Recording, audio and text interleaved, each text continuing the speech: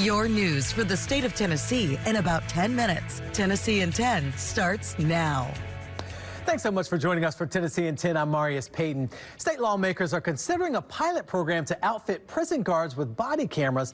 The pilot program would focus on the state's largest and most notorious prison. That's Trousdale-Turner, which is located here in Middle Tennessee. Trousdale-Turner is under federal investigation for alleged staffing shortages, prisoner abuse, sexual assaults, and murder. A group of bipartisan senators and the Trousdale County District Attorney are pushing for body cameras. DA Jason Lawson testified that cameras would help him prosecute violent crimes in the jail. The CEO of CoreCivic, the private company that runs the prison, says body cameras could help protect his guards and keep them accountable. But the Tennessee Department of Correction warns lawmakers to hold off on that idea. It isn't the same from a legal or cost perspective as having them on police officers.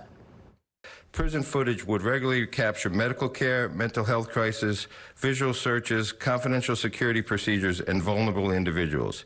When the inmates get knowledge that this technology is being used, the incidents will drop dramatically as far as what we see in the jail. The cost for the body cameras is around $350,000, which CoreCivic said it would cover, but the state would be responsible for paying all other infrastructure and staff needed to review the video, which the DOC estimates could be around $2 to $3 million a year. I'm Jerry Askin. Cameras caught a serial burglar breaking inside Mid-South homes 9 times in just 3 months. The burglar struck most recently on Clearwood Road near Covington Pike days before the new year. Now, when no one answered the door, the suspect moved to the back of the home. Larry Crump said his daughter was inside and believes the suspect fled once he realized the house wasn't empty. Investigators say the burglar hit at least 8 other homes, forcing doors open and stealing items. Investigators need your help identifying him. I actually saw a neighbor, and we talked about it when he was walking down the street, and he said, his house was broken into by the same guy. I showed him the video of the doorbell camera, and he was like, yeah, that's the guy. And I'm like, wow, this is crazy. Yeah, if you recognize him, call or text Crime Stoppers. That number is 901-528-CASH. You may be eligible for a reward, and you can remain anonymous. Hello from the WVLT Newsroom. I'm Will Puckett. Well, we're getting a better idea of what things looked like as Hurricane Helene hit East Tennessee about just a little bit more than 1 year ago. This information coming from the Emergency Management Agency in Cott County. This is the after-action report. It's about 200 pages, and it reports every decision made, including the one to evacuate downtown Newport as the storm was ramping up. The report also outlines how they were notifying people on social media of flooding days before the event happened. EMA Director Joe Esway of Cott County says he, his staff, Newport City officers, fire departments, everyone was on high alert as this was all happening. He says they were trying to get information out to people as quickly as they could, but one event changed everything that day, something that's very detailed in this after-action report. That event was the decision to announce that the Waterville Dam was experiencing a catastrophic failure. Esway outlines a conversation with the Tennessee Highway Patrol in his report, citing THP telling him that the dam was failing. He and the mayor then decided to make the call, leading to the entire downtown Newport being evacuated. And while the dam never fully failed, Director Esway says they're grateful in a way that they made the call they did. Call it what you want, call it a blessing, call it a God wink. I don't know what to call it, but I tell you that we would have buried half of our police force. It would have been a mass casualty event of citizens that were in Food City, county workers in the courthouse and the mayor's annex building, people just, downtown living life. We would have had a mass casualty event. Not to mention the jail as well in Cott County. Cott County Mayor Rob Mathis also saying he's grateful they made that call, saying if they didn't, they would have lost more lives. For the report, Director Esway says he hopes it is healing, taking a look at everything done and what could have been done better, knowing that they are now better prepared. Mike and Jean Obrist were the only 2 people in Cott County who died. They died as floodwaters took them while they were attempting to leave their home in Cott County on that late September day. All right, taking a look at your first alert weather. And Stefano, it's been busy out there for you due to all of that fog. And the fog has really been a problem across the entire state this morning, Marius. I mean, we've had school delays. We've had a lot of accidents because of that as well. So today's the first alert weather day until that dense fog fully burns off. Storms and heavier rainfall still expected on Friday. Threats with thunderstorms or strong wind gusts and heavier downpours.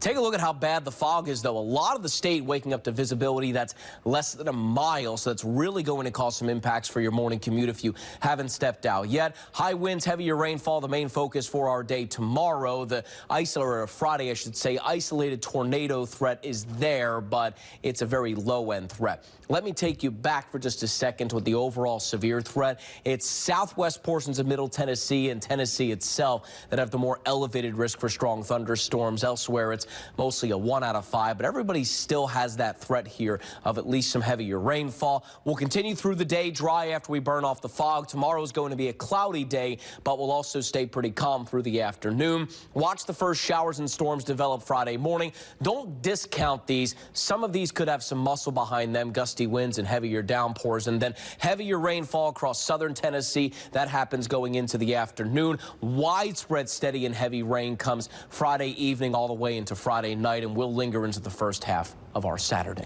All right, Stefano, thank you. Well, next week you can start signing up for your child to get the state school voucher program. Applications for new families open up on Tuesday.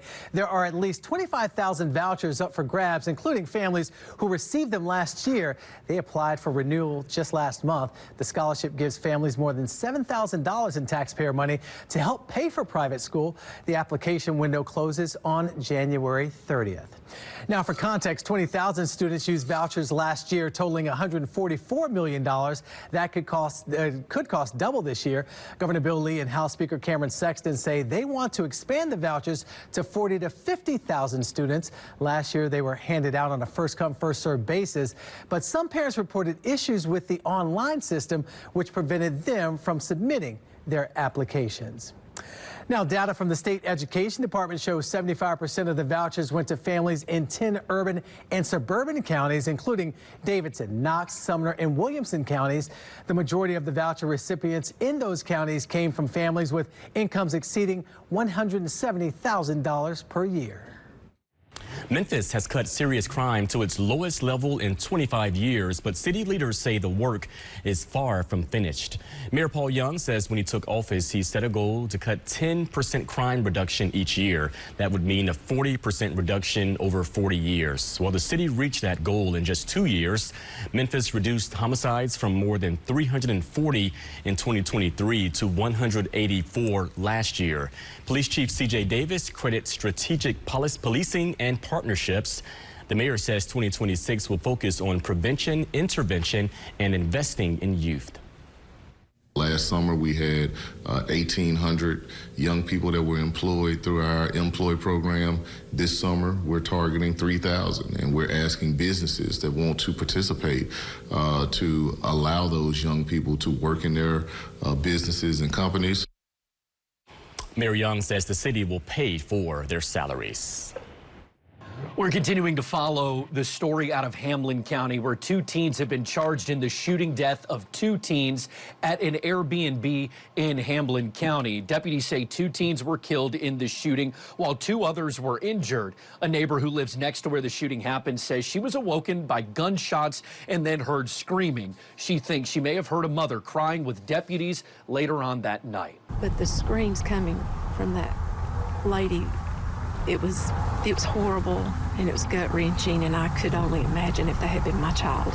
18-year-old Adam Perez Jr. charged with second-degree murder in the shooting, while 19-year-old Wayne Trevathan is charged with second-degree murder, party to the offense. We are learning that the account that booked the stay in that Hamlin County Airbnb has now been suspended from Airbnb. That's according to a spokesperson for the company.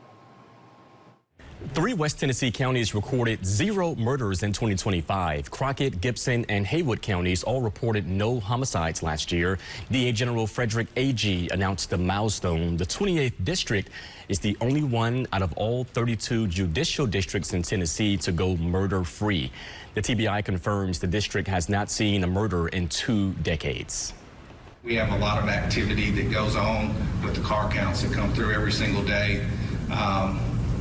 And we hope and pray that 2026 will also be the same result of no murders. The AG credits proactive law enforcement with deterring violent crime. We want to thank you for watching Tennessee in 10. We appreciate your time. Enjoy your Wednesday.